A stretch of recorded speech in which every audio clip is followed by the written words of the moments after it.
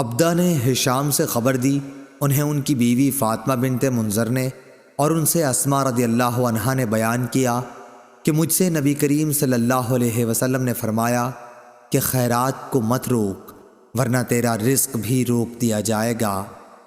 ہم سے عثمان بن ابی شیبہ نے بیان کیا اور ان سے عبدہ نے یہی حدیث روایت کی کہ گننے نہ لگ جانا ورنہ پھر اللہ بھی تجھے گن گن کر ہی دے گا۔ صحیح بخاری حدیث نمبر 1433۔ ابن ابی ملیکہ نے خبر دی، انہیں عباد بن عبداللہ بن زبیر نے اسماء بنت ابی بکر رضی اللہ عنہا سے خبر دی کہ وہ نبی کریم صلی اللہ علیہ وسلم کے ہاں آئیں۔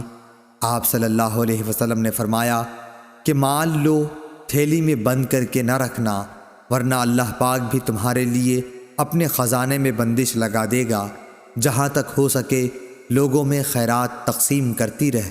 صحیح بخاری حدیث نمبر 1434۔